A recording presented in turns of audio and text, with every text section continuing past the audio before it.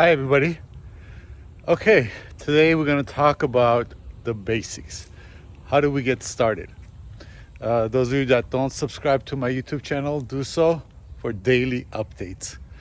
Okay, go to Google, type in Robinhood, type in M1 Finance, go to their site, open up an account.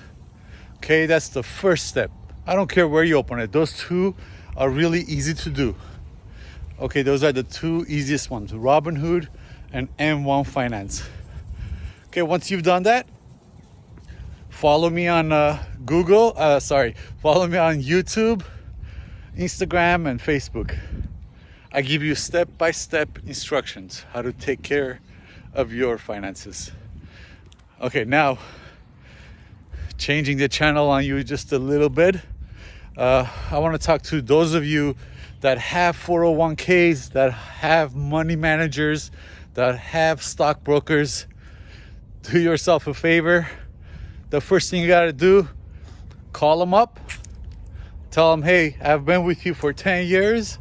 I want to see how much money you have averaged making for me in the past 10 years. I guarantee you it's going to be less than 10%. I guarantee you. There's no way they've been maintaining 10% or more per year for a decade. Get the statement, whether it's online or paper statement, verify what he said. As soon as you find out that it's less than 10%, take charge, take control of your finances. Okay, follow the instructions earlier. Go to Google, open up an account. If it's a retirement plan, go to M1 Finance. They have a retirement plan there, because you want to transfer from it's called a qualified transfer, so there's no taxes. Transfer it from wherever it is currently to M1 Finance or anywhere else. It doesn't matter where you do it. There's a bunch of other brokers. I'm just telling you the easiest one. And then once you've done that, just follow the instructions. It's very easy. Do some educate yourself. Do a few things, and take control of your finances. This is your money. Okay, no one has the right to take your money. Okay, a lot of your money managers, what they do is they'll take your money, they'll put it in a ETF, exchange traded funds. Basically, what happens then?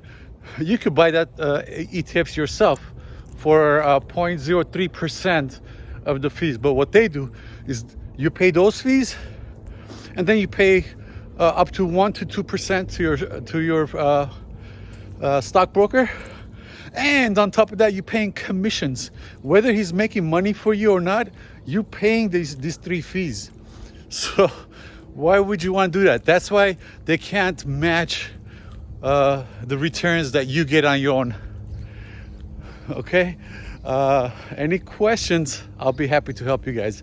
Comment, and I'll walk you through it. It's simple. Take over and prosper. Ciao.